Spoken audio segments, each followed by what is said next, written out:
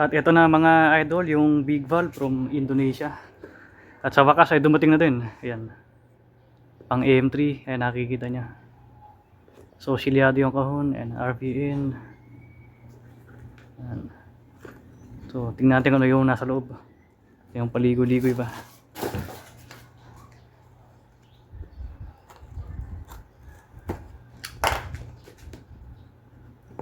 Wala sanang basag.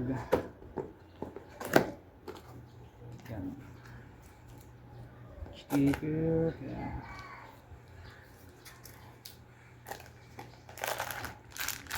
Mga internals. So ito sa next video na lang. Silipin natin yung head.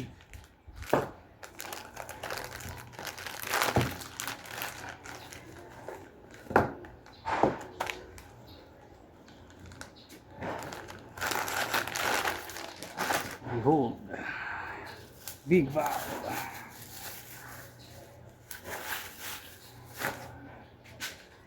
Ayan mga idol, legit naman. Ayan.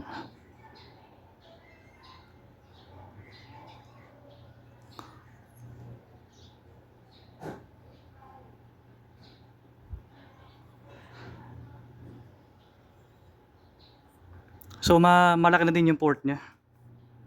Ang gagawin ko dito ano lang, papalis ko na lang ng exhaust. Tapos yung intake, maganda rin yung port ng intake. So ano na to, konting retouch lang to. Kasi masyadong kita sa camera. Ayan. Konting retouch lang yung port. So palagay ko na to, same casting ng Ataka na ilalabas sa April pa.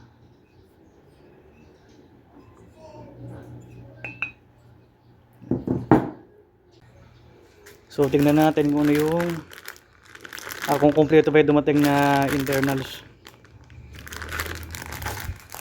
Nakapanghinayang buksan. Magandahan na dito.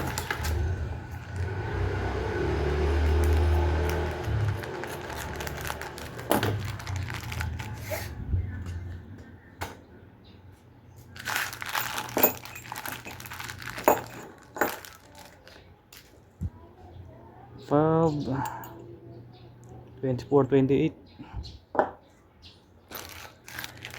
Tapos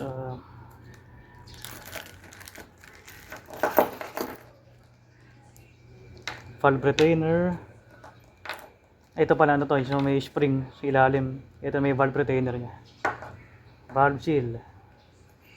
Valve spring. Ayan, kompleto na may lock, 4 na piraso. May rocker ang pin din. Ayan. Kaya lang medyo magaspang yung finish nya. So di ko pa sure gagamitin ko itong valve spring na to, parang stock lang. Ayan. Baka hindi ko gagamitin to. Lilipat ko yung CRP. Ayan. So semi kompleto yung head, halos cam na lang kulang, bearing. Transfer na lang yung mga sensor. So, test fit natin yung valve.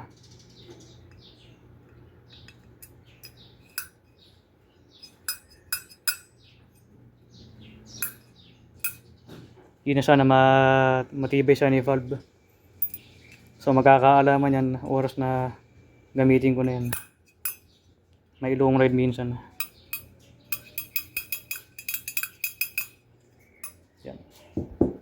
Tabi natin sa stock head. Kumpara natin. Ayaw mag-focus. Yan, medyo sunog kasi yung stock head ko na rich yung mixture. So panibagong tono na naman. Parang maganda na may casting nito. Ayan, kung quality naman. Yung intake, di mo nakakalayo ng laki. Pero sa exhaust, yun ang mahalaga dito, yung exhaust. Kasi maliit yung exhaust ng M3 na stock. Muli yung port, pag ganyan naman. Yan. So hamak laki niya kaysa dun sa stock. Yan. Isusunod kay daliri ko. So try to exhaust naman.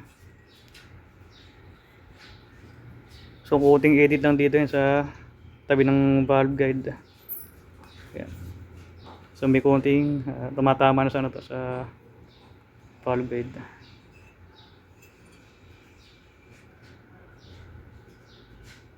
Ayun, ang laki ng ano niya, ng exhaust port. So try natin yung sumusuot yung exhaust valve. So good yan, papalis na lang. So kung intake port naman, hindi kasya, pero meron naman siyang pag ganito. Parang kubeta. Ayan. Kahit pa paano malaki naman yung port ng intake. Ito comparison ng port. Ayun yung sa stock. Ayun, halos kasi laki ng daliri ko lang. Ito yung sa aftermarket. Ayun. Yung kagandahan dito. Silipin natin exhaust port. Medyo madilim kasi. Ayan. Kunin ko dito yung exhaust valve.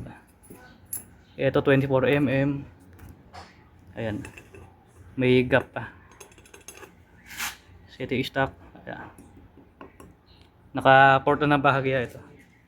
So yun lang, konting edit lang kasi maganda naman yung port nya. Yan.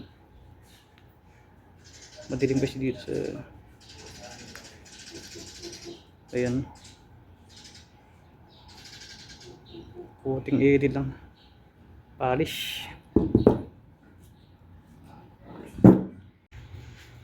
Kailangan pa magpa-valve packet.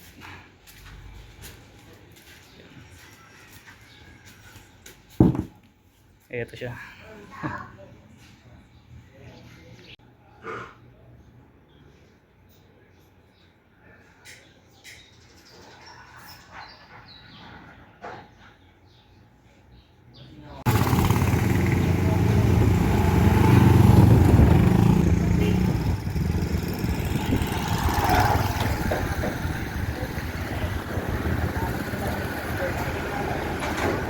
Ito nga pala mga idol, napansin ko lang yung bearing dito sa loob. Medyo maluwag. Pero wala naman siyang up and down play. So parang yung mga big valve ng sporty nun, meron maluwag yung cam, meron mahigpit. Hindi katulad ng stock. So ito yung valve retainer niya, saka yung valve spring. Mas mahaba yung valve spring na kasama. Yan. Ito yung stock retainer. Kumpara natin.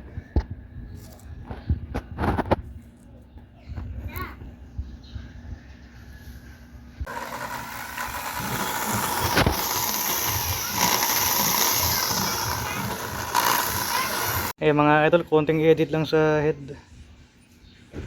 Kukulang ako ng porting tools. Ayan yung carbide. So meron akong di madukot na parte. Kasi nagka problema yung ano ko, ayaw mag-lock nung bala. Ito, ayaw yung mag-lock. Kaya ito nilagyan ko yung barya na malaki. So may napansin ako, itong likod ng valve sheet. Ito, parang may hukay pala dito sa likod. Natin. Di ko pa tapos ipalis tong exhaust. So parang may kanto dito. Pero wala naman kaso yun. Dahil palabas naman yan. Hindi na sana wag lumuwag yung valve sheet.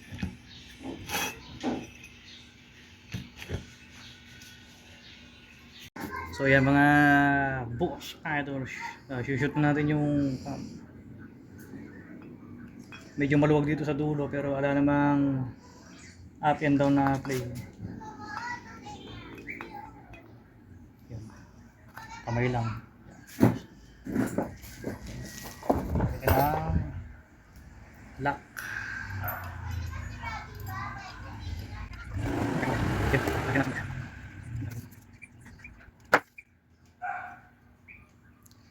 Wala namang play.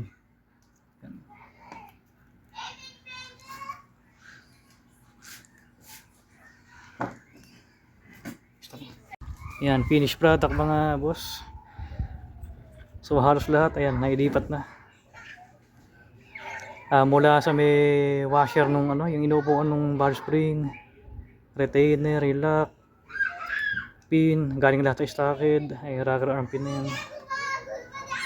Yan, na-transfer ko na yung mga kamitang.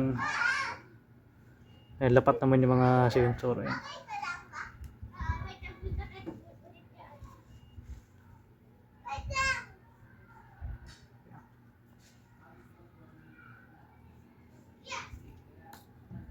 So maya maya may shoot na to. Pahinga na ng konti. Ayan. Pugi na hit na to.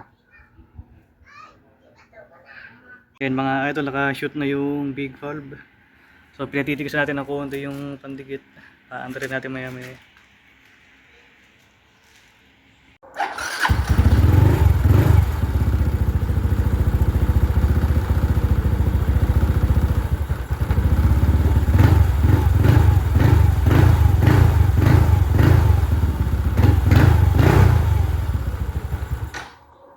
Idol, nagme-mentor na siya.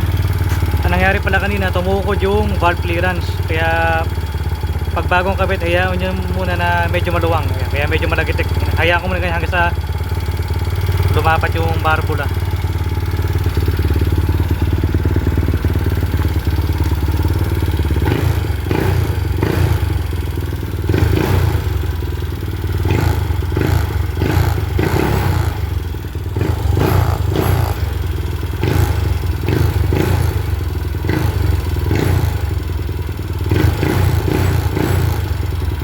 So, update na lang ako sa next video pag naitono sa road test.